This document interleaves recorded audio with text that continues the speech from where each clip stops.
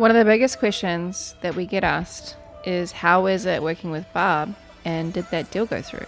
So my question to you is, did it go through? Welcome to Going Nowhere, the podcast about building a CPG business, raising 2 babies, and somehow surviving the madness in between. Psst.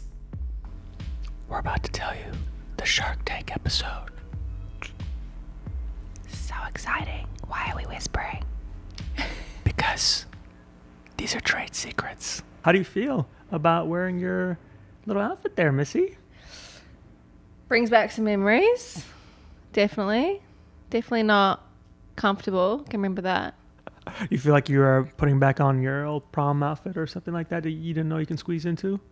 Well, finally, when we bought these, I was 7 months pregnant, so I feel much better about myself. We were unsure about what to even wear. We bought these outfits for Expo because we wanted to make a splash. I must say we did get a lot of respect for these outfits. We got a lot of great feedback on these outfits. People thought they were really cool. But I will say, after airing on Shark Tank, I came across a Reddit thread about our outfits. Really? Yeah, people were actually like dogging on them.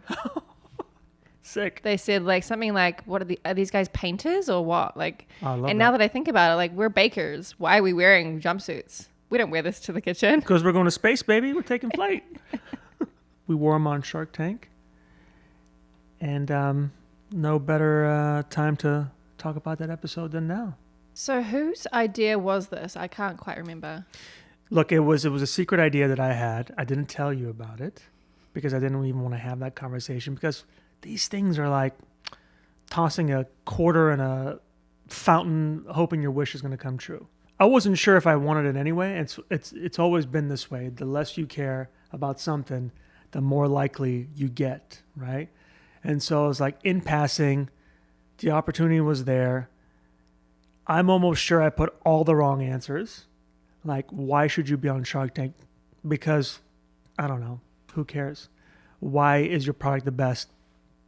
Maybe it isn't. Why do you think you're great for television? We're probably not. So I'm almost sure I put all the wrong answers. And they're like, do you want to be on? And so I kind of forgot about it. I was reminded when we received the email, and they were like, bro, we got your application. Let's chat. And this was in 2022, I believe. In March of 2022.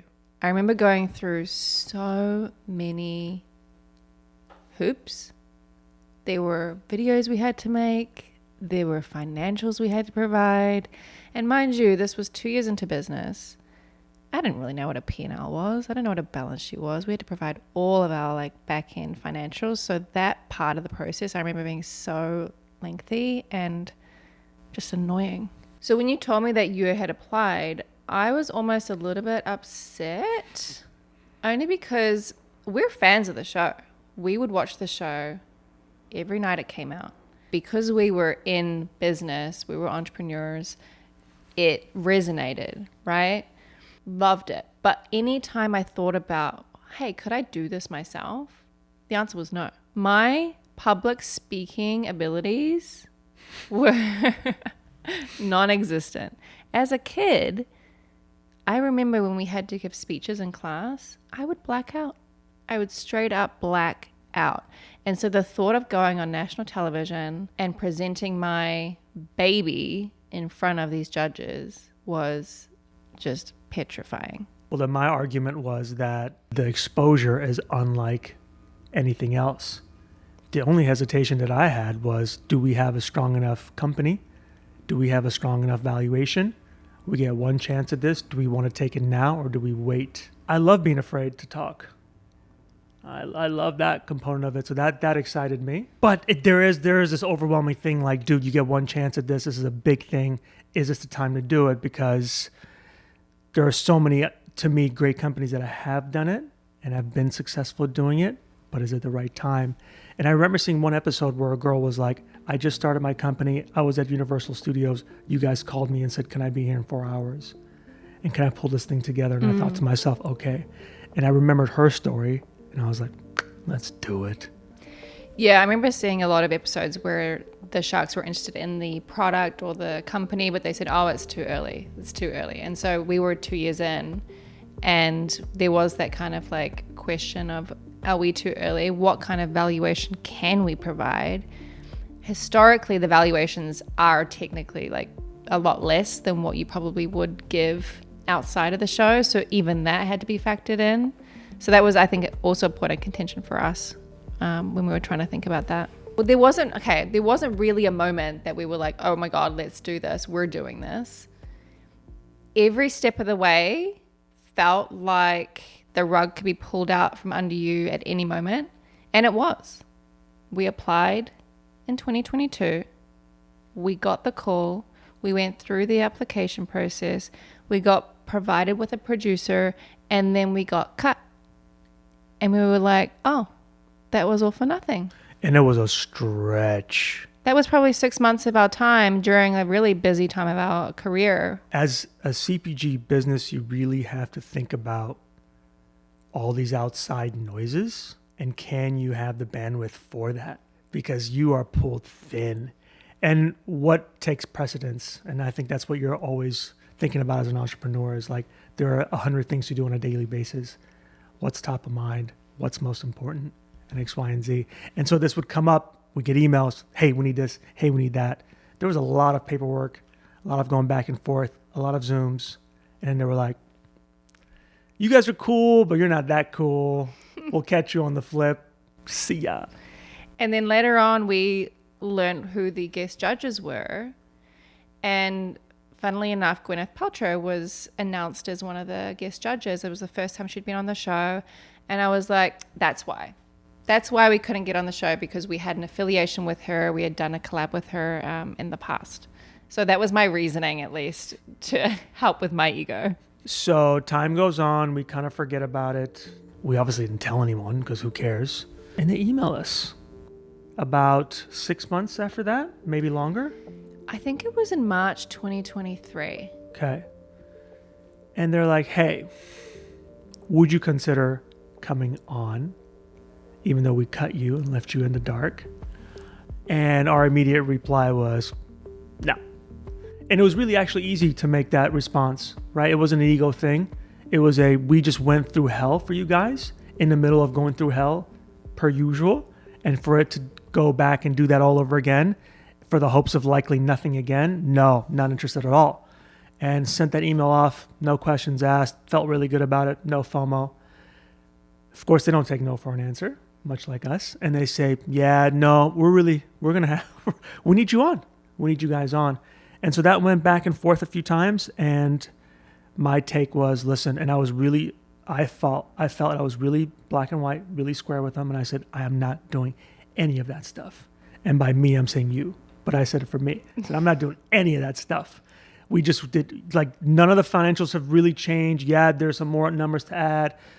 The company's still the same. It's still just me and you. You have everything you need. Like, we're not doing anything. And hit them really hard. And they came back and said, all right, will you just do a video for us? And that's all we need. And we said, yes. And they said, yes. And so we turned in the video, and I think we did it at the kitchen. And I think we almost did a mini monologue. We said, this is who we are. This is what we do. I hope you love us as much as we love our product and our cookies. I'm pretty sure I was 7 months pregnant as well. So that factored in when they reached out again. I was like, oh my gosh, like, I'm not going through this when I'm like about to have a baby. And they actually wanted us to film, because Shark Tank does 2 rounds of filming. And so the first round of filming is the first half of the season. The second round of filming is the second half, traditionally. And so they wanted us to be in the first half of the filming, and that was on June 1st. And I was due to have Teo on May 28th. So I was like, can't really do that. So they pushed us to the second round of filming, which I think ended up being not the best decision. We'll talk about that later. Something that fits all of your needs, it's nowhere. A clean treat that isn't dry, it's nowhere. Something made with real ingredients that actually taste like something, it's nowhere. A dessert that combines real food ingredients with decadent nostalgia, It's nowhere. So we're back in the process and we're now jumping on, I think, weekly Zooms at this point. Yeah. And it's really to dial in our pitch. That's the big thing that we have to remember our lines, be animated, have some kind of like choreography going on. So I remember we would every night at shower time, because it was the only time really that we had together that wasn't like around other people, because also we weren't allowed to tell anyone at this point. So we're having a shower and we would do our rehearsals during that time. And I remember you had your cue cards, I think you had them taped on the shower door, and we would go through our pitch. Well, it's when I have my best thoughts. The monologue was obviously important. That's the hook on the show. It took a while for us to get it. And I will say you weren't that great at it. You did keep... That's a low blow. Okay, let's just like... So Maurizio used to be an actor. And I remember when we would go through lines, you would just make up lines. Yeah. Yeah, you'd kind of just ad-lib. And so that was kind of what was happening during the monologue. And me being the control freak that I am, I would be like, no, that's not how you say it. You got to say it word for word. So we would always kind of butt heads a little bit on that. Yeah, I never repeat two lines the same, ever. The problem was we kept being asked to make it shorter and faster and shorter and faster. So every time we thought we had something good, guys, you have to dial it in more. You have to go quicker. Now read it really fast. Now do this. And so we had to keep adjusting. Yeah, we were over time, I think, at the beginning. I ultimately don't think that it matters, because looking at some of these Shark Tank pitches, they were way over time. Yeah. We're big fans of the show, as you touched on, but now we're rewatching all these episodes because we need to figure out what questions they may ask us and what questions people stumbled on. Because when you're watching the show, you're the hero. You're like, oh, I would have answered that like this. Oh, come on, this guy didn't know that? Dude, what a fumble, right? But when, tables are turned, it's a whole different thing. And so we wanted to ensure that we don't stumble. We knew well in advance what potential questions could be and how we can really gear ourselves up for, these really tough gotcha moments and all these kinds of things. So we're watching all these episodes, and at some point you're like, bro, I'm done watching these episodes. I remember that, but I couldn't stop. I was so zoned in. Before we even get into what you're talking about, I do remember there was a point in which it became like almost overwhelming watching these episodes. And even now I'm put off watching the show, because to me it feels like work now. And the last thing I want to do when I work, I think 24/7 really, is the one moment that I want to sit down and watch a show, is the one moment I want to think about anything but work. So when you're always like, let's watch Shark Tank, I'm like, something else we could watch. We knew that people were in there a lot longer than what the show cuts. Questions can come from anywhere, and there's no rhythm, rhyme, or order. We knew that we had to have our numbers down.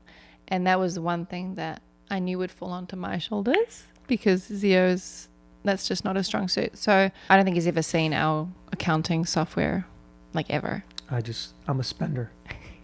Yes, you are.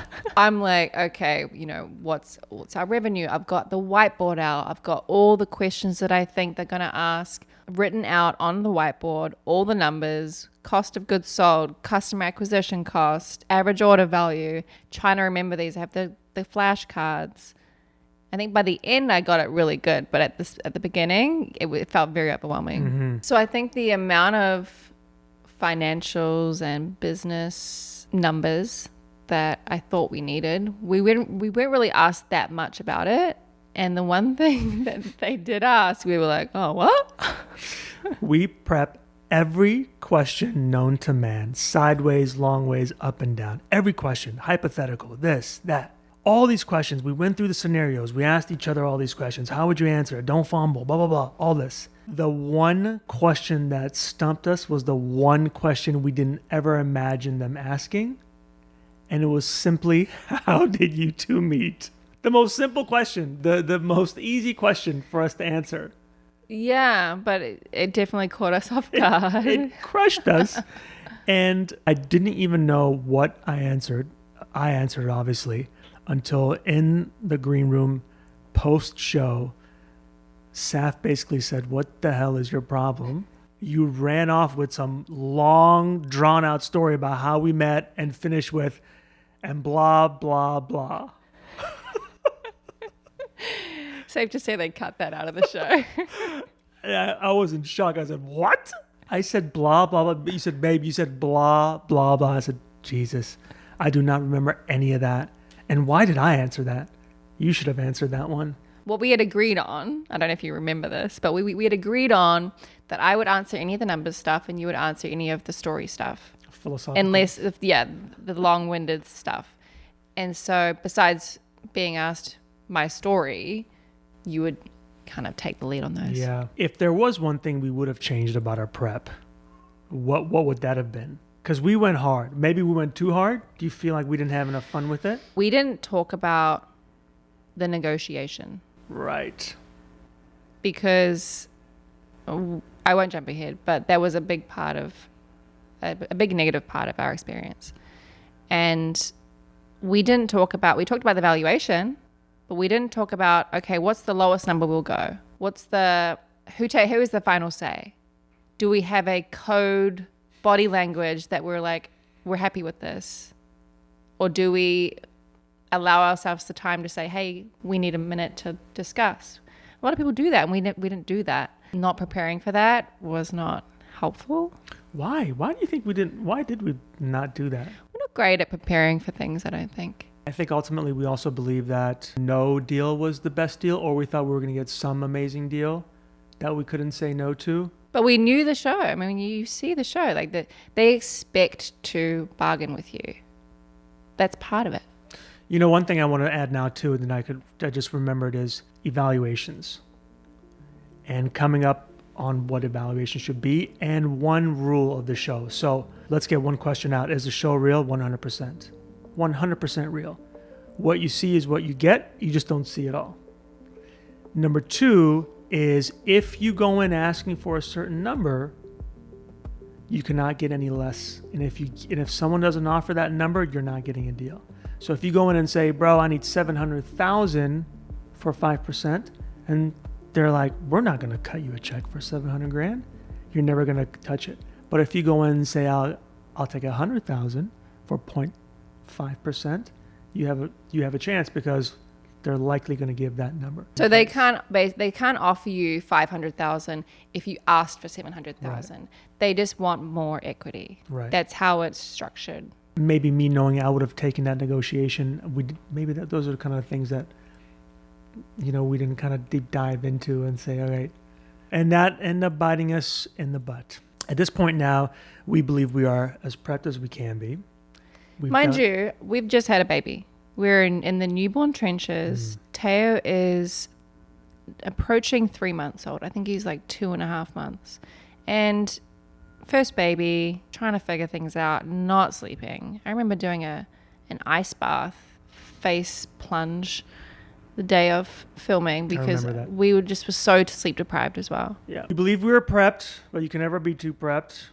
We get the call. We're obviously meant to be on Sony lot at a specific time, specific day. We're dealing with a couple of things. Yes, we're dealing with the newborn. Yes, we're dealing with the pitch. Yes, we're dealing with the nuances of all these things. But we're also dealing with, we were never comfortable with the process. One, we were cut off from it early on. We were told that we may still be cut off again. So even though they said yes now the second time, they could potentially still pull the rug underneath us. We are invited to come and film, but that doesn't mean we'll air. And we were the last day of filming. We were waiting for a film date, and we were told it would be in September, but we were kind of just waiting. And this notion of feeling like you were going to be cut at any moment was very real. Like they could just turn around and say, oh, we couldn't slot you in, like you're not going to film. You're going to be on set, but you may not film. We're going to film you, but you may not air. You're going to air, but we don't know the date. So it's all these things, and allowed us to never really settle into it, never really enjoy it, never really have this ceremonial thing like, oh my God, we're going to be on Shark Tank. We're going to do this great thing. It just never felt real. And that was a bummer. It was a big bummer. And I remember, you know, you have the guest sharks. And so we were never told who was going to be on our show, even the main sharks, until I think it was like a few days before, because we were at Uniqlo buying undershirts for our jumpsuits. We were trying to find some white t-shirts. And I remember getting the call then and her saying, we just got the guest sharks information. It's so-and-so. And I was like, who's that? Like, I don't even know who this guy is. Oh, he's a producer of horror movies. What has it got to do with like baked goods? Like, did we get like the wrong guy here? Now I know why the producers wanted us to film in the first season, because the first season had the Sprinkles founder, Candace Nelson. And I just remember thinking, that's where we should have been. What's crazy is that very, very early on, I asked you when we started Nowhere, I said, baby, where do you want this company to be? What do you want out of this? Blah, blah, blah, blah, blah. And you said you want to be... You will hate this. You hate it has protein. Sorry. You will hate that the ingredients are hard to complain about. You hate a brownie this clean tastes so good. You hate you can't put it down. You hate you told your friends about it. You'll hate why we made it. You'll hate it doesn't have a sugar crash. You'll hate you can never share it. You'll hate our transparency. You hate me. You'll hate you can eat it every day. You will hate Nowhere Bakery. The sprinkle. What do I want to... Yeah. You want to be the Sprinkles of cookies. Yeah, sprinkles of cookies, yes. So that would have been a crazy, 180 degree moment there. Okay, so we have a film date. We are getting ourselves ready to go. It was the day before we were meant to go up to LA to shoot. And we noticed some red dots on our son's body. And I remember thinking, oh, that's weird. That's like a little rash. And then it was getting like worse and worse by the day. And the day before we were meant to go up to LA, we decided to take him to the the urgent care. I remember taking my mother-in-law with me, your stepmom, and going to urgent care. And mind you, okay, I'm from New Zealand. I don't know how this whole healthcare system works. It is so confusing to me. I get there, I check him in, and they're like, oh no, honey, like you've got the wrong insurance for this. You can't see us here. And I was like, what? She goes, oh no, you've got to call your insurance company and find out who his primary is. I'm like, what? So I'm calling the insurance company. There's issues there. It's like 4 p.m. And they basically tell me to go to the ER. And I'm like, I'm not going to ER the night before we're filming. We didn't know what this was. And so we just came home. And I think you were really bothered by it. And so you decided to take him to get his blood taken at a place down the road the morning that we were driving up. One of the worst experiences, at that point we really had just this joyful love, this vibration from him and from the birth and us new parents and with child, and just everything had been so amazing and so wildly I don't even know what, colorful than we ever imagined. And here I am now having to hold my child while this woman is pricking him over and over and over again because she can't get a vein to draw his blood. And I'm hearing screams I'd never want to hear ever again in my life from him. And it's really painful to endure. And this goes on for probably 20, 30 minutes. A blood drawn is maybe 6 minutes, 7 minutes by the time you sit down until the time you're done. So this was hardcore. And I think I came home and said, I never want to do that ever again. And I was really kind of taken back. And it was the really first terrible moment, I think, in the whole process as a parent. Now we're, anticipating these results. We're hoping for, hey, it's nothing, it's a rash. I'm calling them, I'm not getting any responses. I'm waiting, I'm not getting any responses. This goes on, and we are now flashing forward. We're in the green room, we're in Sony, we're in the lot. We still don't know what's going on. So on one hand, we may have a really sick child, that we have with us. One hand, we might have everything be okay. And on the other hand, we've got this anticipation of filming, trying to remember all the lines and all the prepping that goes on in that and all these things. So we've got two really, really heavy things going on at the same time, which is, again, something that entrepreneurs have to deal with all the time. I think it almost helped with the waiting because we were distracted with this issue with Teo, that by the time it was time to go to the green room, go to the studio, Yeah. we were like, oh, 7 hours has gone by, right? And it's time to film. Just to kind of, so we never actually get an answer. We end up getting an answer later on, but just to go in chronological order, we're now heading over to the studio and we're getting ready to film. But what people don't realize is even though we filmed on a particular day, they actually shoot 2 separate episodes on the same day. So the Halloween episode was on our shooting day. So they had to fully overhaul the entire set from what looked like a haunted house to now just a normal everyday Shark Tank episode. So we get wind of this because everyone who is supposedly filming and who's on set now gets to go in so they can do a little walkthrough so they can get familiar with the space and how to kind of carry themselves and get a feel for what the sound stage is like. Mind you, luckily I've been on many sound stages, so I'm familiar with it. I'm cool with it. And I remember before when we meet them the very first time, when we got there, they were like, how did you guys even get in here? I was like, nah, I don't know how to get in here. I was like, I know what to do here. But we go in there and everyone is kind of already in their outfits and we're sussing out people like, I wonder what this company is. And you're seeing people on like, it's just one founder or two, and are they a couple of this? And they're in their garbs and things like this. And then as we get into the set, we realize it is this elaborate Halloween set, which then makes sense that one of the most successful horror producers is there for that. And we get to see all the judges.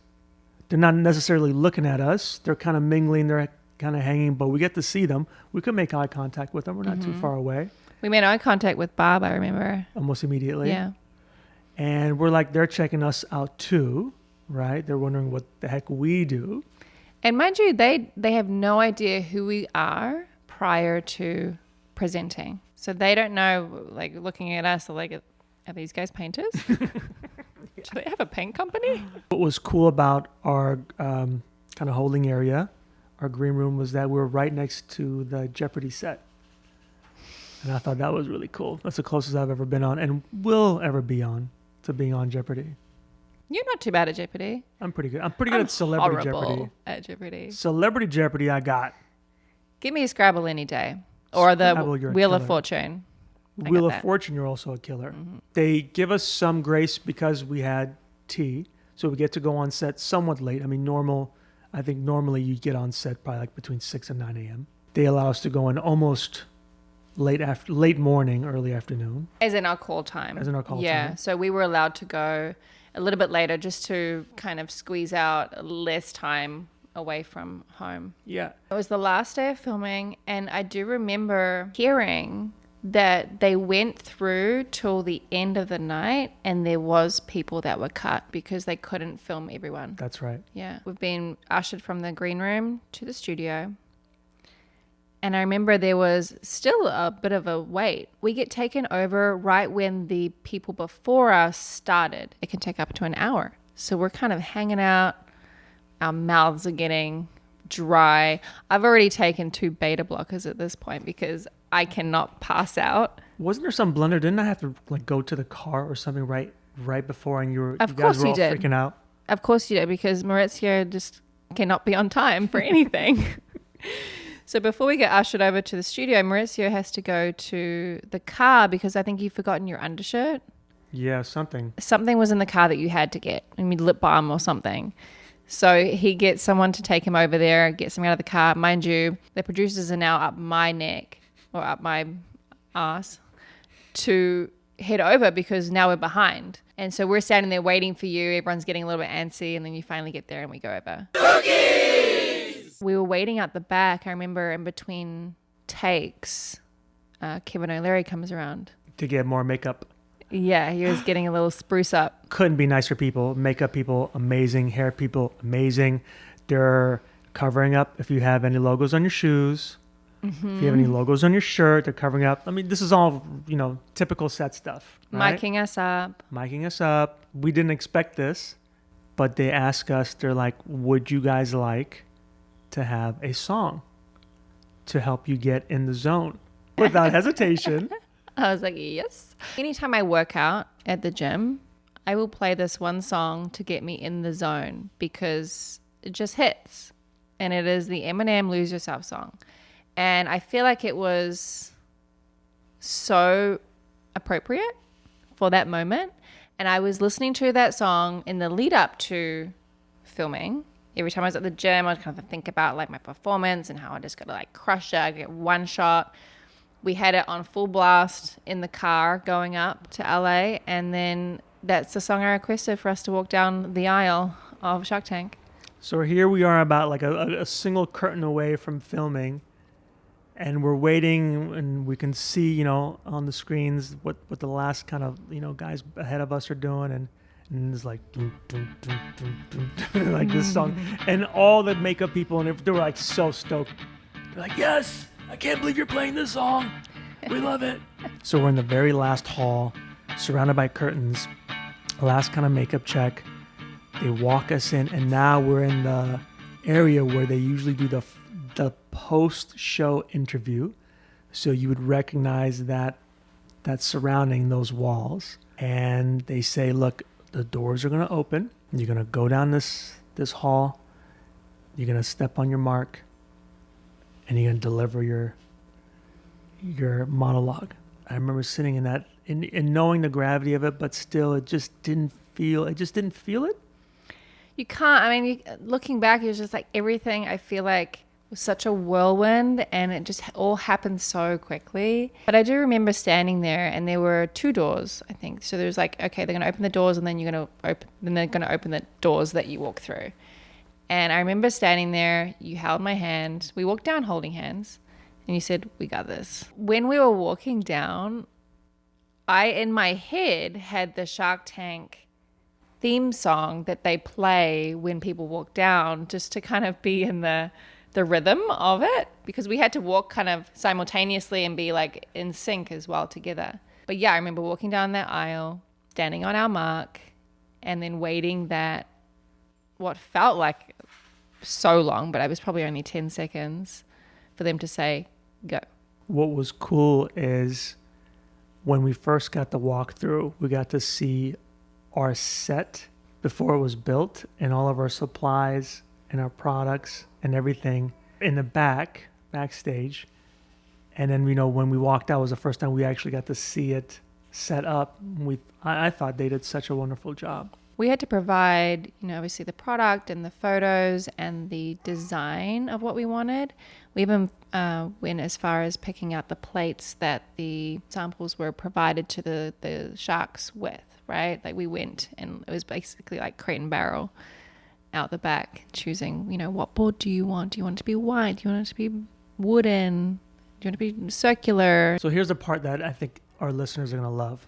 There's twice in my life where I've been really directed, hounded, implicably told to not do one thing. And twice in my life has been a moment that it's completely switched.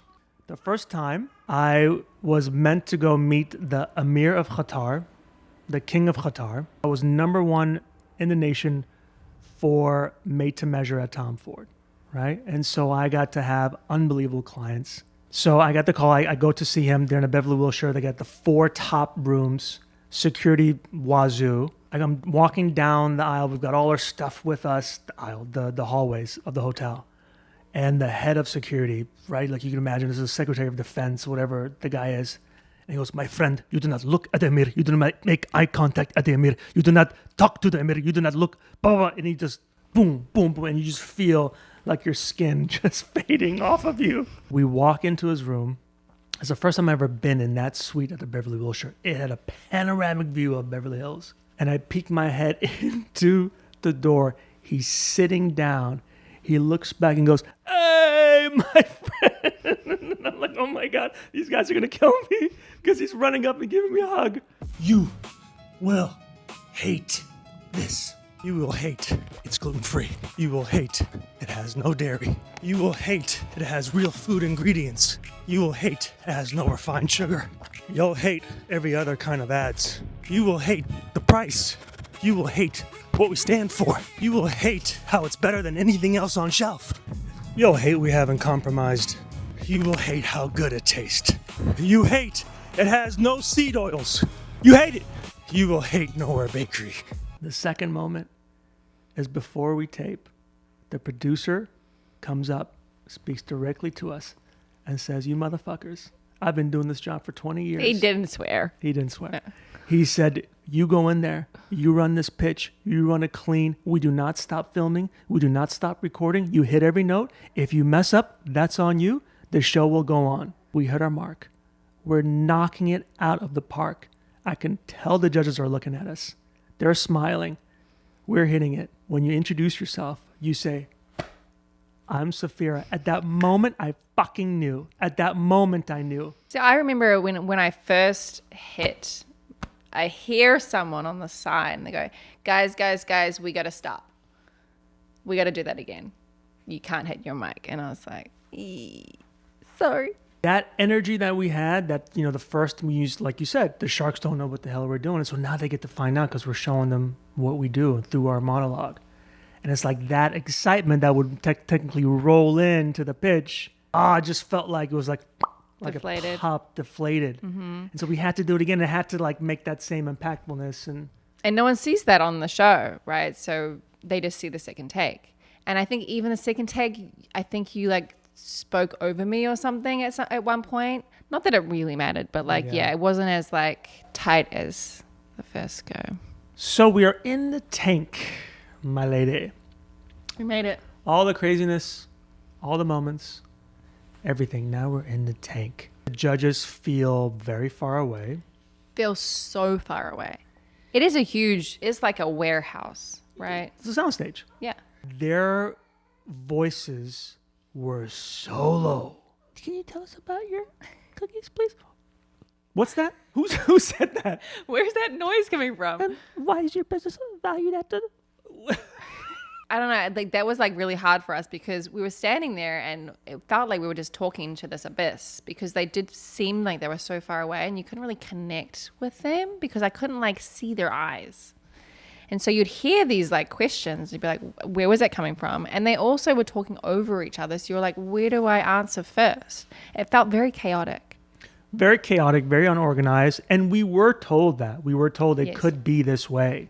So we had to lead the conversation, and doing that was really hard, I think. Very hard. Barb really kind of took the initiative, or I should say really launched this idea that these are unbelievable products. Yeah, because they were trying the products and they were trying the having, their own reactions to them. Kevin jumps in right away, confirms that, and says, we've had so much better for you. None of it slaps like this. And then where we thought we would have a little bit like, let us tell you about our beginnings and this and that. He goes, give me the numbers, bro. Right away. Mm-hmm. And what was the exact line? I think you remembered. Yeah, you have a great product, but do you have a great business? Yeah. Yeah, and so we were talking about the wholesale cost and the retail cost and our business model. And there was, I think the entire thing was like 40 minutes. So there was a lot of back and forth just on boring business stuff. And there were definitely some highs and lows. We were so prepared to talk about your story. Mm-hmm. They didn't even like give you really the opportunity to, which I thought was a real miss because you have such a unique story that I think would have like resonated with a lot of people. Yeah. But Lori did ask me about my story, which I don't even know how that went. And I'm glad they didn't air it because I'm sure it wasn't eloquently said. Beta blockers can only get you so far when you're so nervous and such an introvert. Every time we would watch a Shark Tank episode that involved any kind of food, the topic of calories would come up, Mark and Lori. And so lo and behold, Mark turns around and says, I need to be in the gym for 7 hours after eating your cookie. It's 300 calories. And now everyone's like, oh, what? Looking back, I really wish that I had like dug into him a lot more, but I didn't want that to be the direction of the episode because it's not about that. Yeah. So I did come back at him and say, you know, it is real food and, you know, real food has calories. He was being combative, Yes. and this is all not in the final cut, thankfully, I think. We still get these questions like, oh, look how much sugar. Oh, and it's like, dude, we can cut the sugars out, but then you have a product full of sugar alcohols that are far more damaging. And we don't use refined sugar. We use real food sugars like maple syrup, slow burning fuel, and coconut sugar. Yes. Hello.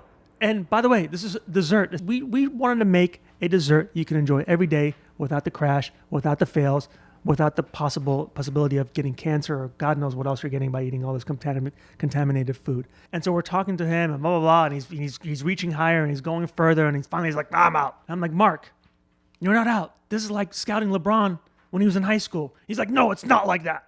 I remember you said that. I'm out. I said, all right, bro. Stay out then. Chill. But none of that was in the show. No, and actually Lori was interested and I remember her being actually really nice to us, and I think she was the first person that I locked eyes with, and she was just so engaged and smiling at us, and she's the one that asked about my story, and she was like so into the product, but she was like, would you change the sweetener to allulose? And I said no. And she said, for that reason, you know, like I have to be out. Otherwise, you know, I would have been interested. And so I was like, oh, that's a shame. Kev, God bless his soul, he said, look, guys, I'm in. I want a piece of this. My direction is let's blow it up. Let's go to a co-packer. Let's make it scale and all these things. The offer wasn't terrible. I can't remember what the offer was. But I know for me, because we know the nuances of our product, we just didn't think at that time it could ever reach a co-packer status or a scale in a co-packer. And, you know, what makes our product great is your touch. It is still made in small batches. It is still hand-placed salt. There's so many touch points to our product and why it sits at the, you know, premium space it is. I was open to doing that if it was with someone that could help us do it, you know, that knew the processes. And the whole world of co-packing and manufacturing was foreign and new to us. So like, if we were to go to a co-packer, then like someone like Kevin O'Leary would be the person to help us do that. But I think because I didn't actually want to do a deal with Kevin, you know, watching the show back, he was always really mean. And I thought like, I don't want to be with like someone that's going to be yelling at me across the table. I wanted someone like Barb, and Barb was who we came in for and ultimately who we left with. This is where it kind of gets crazy. So Kevin puts out an offer, and our guest shark very quickly goes in with him, which I thought was kind of cool. And lo and behold, Barb gives us an offer. And it didn't take us long to kind of say, let's weed out the other noise. Let's concentrate on Barb. And we kind of did that without even speaking to each other. We kind of knew inherently that's what we wanted to do. She had a situation where she was like, I'm not going to give you all the cash. I'll do it as a credit on one side. I'll do it as, you know, as investment on the other side. But here, I want X amount. Yeah, she wanted a loan. Like she wanted to give us a loan. So Yeah. essentially we were looking at taking on debt. Right. And giving us the other half of what we were asking in money. So essentially she was cutting our valuation in half, taking more equity, and we were getting debt. Our reputation's on the line, our future is on the line, and we were told, this is not like breaking news here, but that if you don't take a deal, you may not air. Not the pressure of not doing it, but if you were to fake a deal, then you like if you just did it for the cameras, then they could potentially pull it, right? If you're just faking it. They could potentially pull our episode. So yeah. there was nothing to fake for us, for sure. Like we took that as face value. Like we're not just going to go in there and ham something up just for the fun of it. Like we, all that is real, and we felt like everything was on the line for us. Yes. And so Barb comes out with a number. I don't know why, but you think you can start negotiating. I don't know why. The person in our family that does not negotiate. I am not the negotiator in this household. Maurizio is so good at negotiating to the point where I'm like uncomfortable when I hear him negotiating. But for some reason, I'm the one that spits back a number. And I'm just like frozen. Like, where did that come from? Who is talking right now? But I will say, you know, even after she said, I'll do that deal, we look at each other, right? At that moment, you could have said, hold on, let's have a chat. In my experience, you can't say you'll do it at something. You can. A person commit to that same thing that you just asked and then pull away. No, Say, because you can say, like, you have a deal, right? And that's what we decided we would say. Will you be our sugar mama, right? That was the deal. So don't put it all on me. It wasn't all on me. our finishing line was great. Will you be our sugar mama? That gets reruns all the time. All the Just time. that one line. we cut the deal. You negotiate. I'm pissed. She comes up Yeah, and gives us a hug, and you Right. say, "You're so sweet." that's right. Barb. You call her Barb, by the way. And they didn't appreciate that. No, she didn't like that. And she goes, "Oh no, honey, I'm not." That's right. And then she turns to me and she said something about how I have a steel pole up my spine or something like this. I have a strong back. I couldn't quite understand, but that was said as well. We turn around, we leave, we act excited as we're walking down because the cameras are following us. Ooh-ha, like high five, we got a deal. And I'm just seeing red. And so we get ushered out to another area where they're doing like the post show interview where we're like, we got to deal with Bob. Like, we're so excited. And all the behind the scenes people congratulating us, makeups congratulating us, our producers congratulating us. And What it a didn't big feel deal. like, it just didn't feel like I could sense your energy straight away. But I also did not feel great about it. I'm like, what just happened? It happened so quickly. Because usually the negotiating is a little bit longer and like there's a little bit more back and forth, but it was so quick.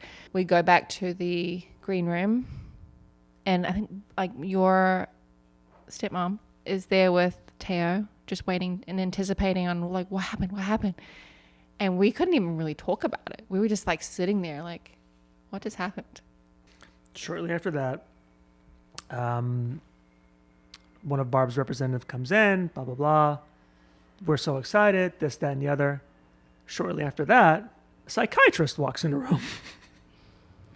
And I'm sure after 20 odd seasons, I may be completely off on that. No, we were season 15. So after 15 seasons, they realize, you know what? This is probably pretty tough on these people. They might need to talk to someone. They just went through some trauma. Win or lose, these people are likely about to fall off of a bridge. Let's go see if we can help them. And that was both a shock and also a little bit of validation. Bob's lawyer comes in. I don't hear a word they're saying because all I'm doing is like feeling the energy off of you. And I think that makes me feel even worse. I think if you were excited, I would feel like maybe a little bit more excited. But because of how you felt, I was like with you on that. I was not happy. I didn't want anyone in the room. I felt sticky. I wanted to get the hell out. I wanted to recap in my head what just happened. All the thought, this is our one chance. This is this iconic show. Think about all the little pitch contests and pitch to this and pitch that. Baby, there isn't a bigger pitch than this. This is the biggest pitch. We're at the pinnacle. This is it. And this is what we came out with. I was so, and I just want, and there was so many people around who protected you because I want to be like, what the fuck were you thinking? I want to say that to you so bad. Like, what made you speak out like that, girl? Oh man, it was like it's Sunday night at Coachella. You've partied way too much. You just want to get home. That's how I felt. We were actually given a hotel room. So we went back to the hotel in LA. At this point, it's probably 9 o'clock. We've hardly eaten all day. So we try to find some food. Horrible bar food at the hotel. I don't think we really ate. Went to bed. Did not sleep a wink. Just could not. Just like the thoughts, like ruminating over, what did I say?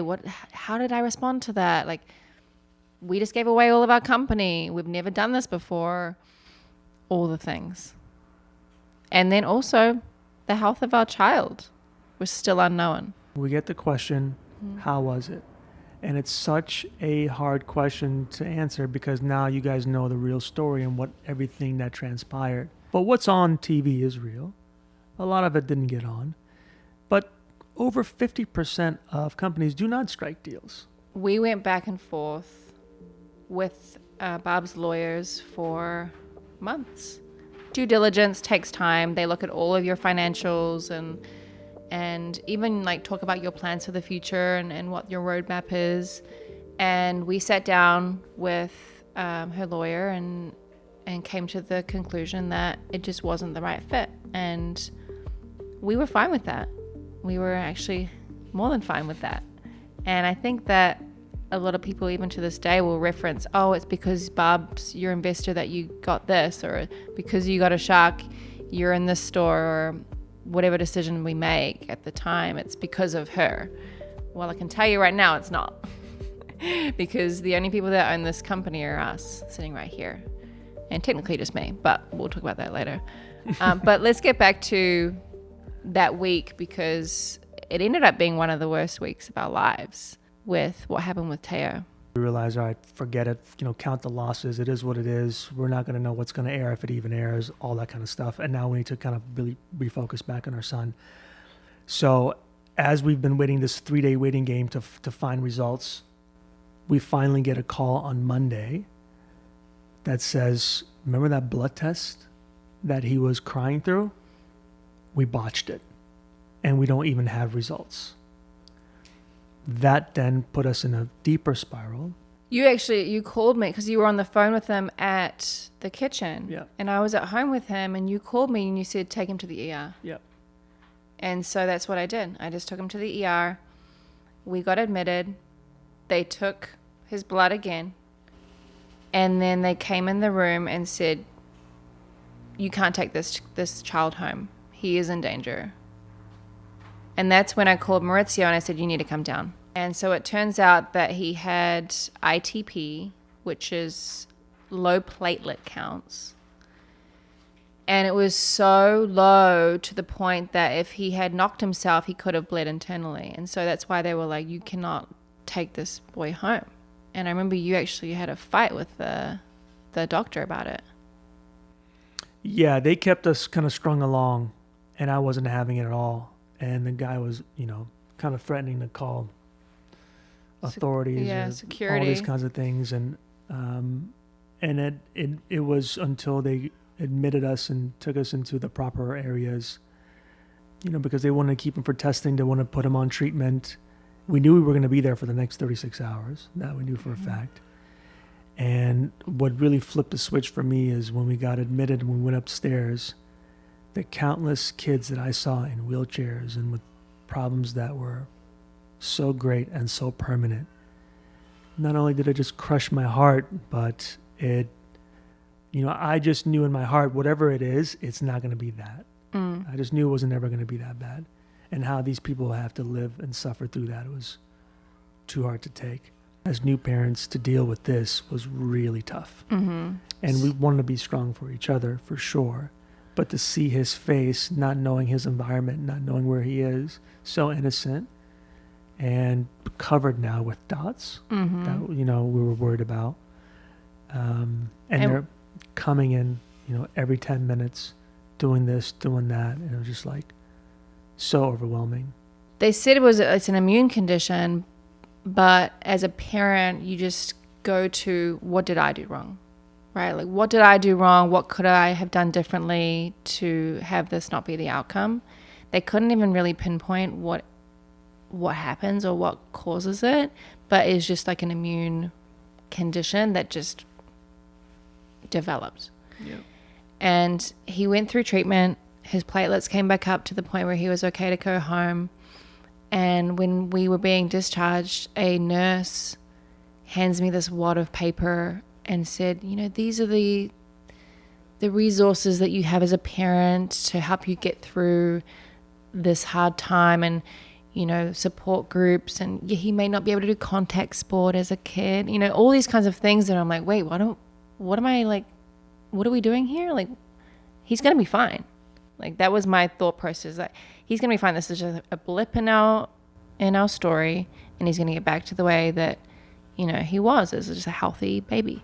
Yeah, and we had a monthly protocol to take him back and get retested, get his blood taken, check his platelet counts. And so it was a constant reminder and really difficult times. Yeah, and so ultimately his platelet counts came back up and they stayed up. And he's 3 now, and we don't have any issues with that now. Yeah. Yeah. So when someone asks, how was Shark Tank? what do you say? It's complicated.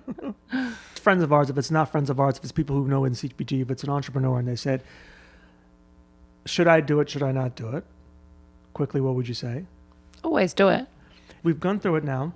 We film in September. Now the show launches pretty much like a month after. We don't get a word. We don't get one word, but we know that we were like one of the last days of filming, so we're patient.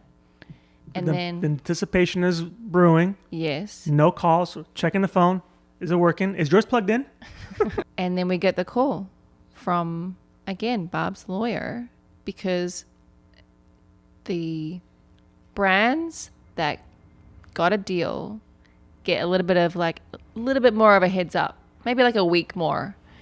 And he tells us end of January that we're airing, and we were exhibiting at Expo West, the largest natural food product expo probably in the world. And the last day of Expo West is Friday, March 13. So we have this huge expo and a watch party on that Friday.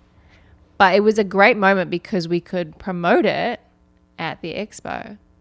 And that was a really great, I think, few days for us. Yeah. We got the sticker telling everyone, hey, come watch us on Shark Tank tonight. And we got to see some alums Yes. exhibiting as well. So that was kind of cool because now you're kind of in a cool fraternity of other founders, which is great. But then also preparing for Shark Tank was tough because we had spoken to some people who had been on the show prior, and some people had done $1 million in sales from that one night. Some people got kind of crickets. So we didn't know, as people that self-produced, how much do we prepare for this, because we don't want to be like left with all this inventory, but then also we don't want to be on the other side of it. And they kept saying, make sure your website's working. Make sure all your P's and Q's are in line. Of course, I had to do a complete website overhaul in the lead up to this as well, making sure we're ADA compliant, making sure the checkout's like, not glitchy, all of the things. What is really cool is that the East Coast gets their feed first. And so you get a feel for what it's like or the impact of the episode because the orders come in almost before your episode. Before we see it. Before we see it ourselves. Yes. I remember that. We were getting ready for our watch party. We had organized a watch party of just immediate friends and family and staff at a friend's house. And There's a lot of people though, like 50 people. yeah, we were getting ready. I was in the bathroom, and I just remember having my phone down and seeing the amount of visitors on our website at that time. And I was like, oh, we've aired, because the sales were just rolling in. The truth is we kept questioning, how do we look? How do we come off? What was said? We kept asking, I could barely watch the show. Barb's people, we kept asking our producer, and they were like, it's good. Just relax, guys. You guys look good. Relax. Like everything comes off fine. We didn't know, right? There's so many, like the back and forth with Mark and, the things that were said to Lori. Like we just didn't know what was going to come out and how it was going to, look. Cookies! And I think now we're so far removed from it, we almost forget until we're reminded. Oh my God, you guys were on Shark Tank, this and that and the other. It's really cool. It's such a big deal, and like I do forget that sometimes. Like not a lot of people can say that they were on Shark Tank, and so I think both of us are the types of people to kind of play things down a little bit, and we've done that. I think in the lead up to, in the lead up to Shark Tank and the airing of it, and then even when people at expos or, you know, in public when we're doing samplings. We're like, oh my gosh, you guys are on Shark Tank. That's so cool. And we're like, yeah, that's cool. But so many things have happened since then that have taken our attention that we're just kind of like, oh yeah, that was something that happened. But now we're, you know, 2 years later and a lot of other things have happened since. Yeah. I just think if you're hanging on to things, you're pretty lame. Like just move on, bro. We did it. So blessed. So grateful that we got the chance to do it. We've walked down the hallway. We've seen thousands of people do it. All these kinds of things. Our producer was exceptional. I get the most joy though of now showing Tejo right. our episode. That gave me more joy than anything. I was Right. like, look, mom and dad are on television. Yeah. And he's like, oh, like that's so cool. Yeah. And we got so much validation from the Sharks. They absolutely love the product. We always say at the end of the day, we make a great product. Do you think that if we got a better deal with Barb in that moment and then the deal fell through, if it would have hurt? Yes. Right? Yeah. So I essentially did us a favor. Right. You did, babe. Good job. You let us down easy. Pat on the back for me. Yeah. Good one. No, I thought you did a great job until We that both- part. Yeah. Next time you ask someone how was Shark Tank, Get ready for a 2-hour combo. or they're going to say, oh, it was great. Woohoo!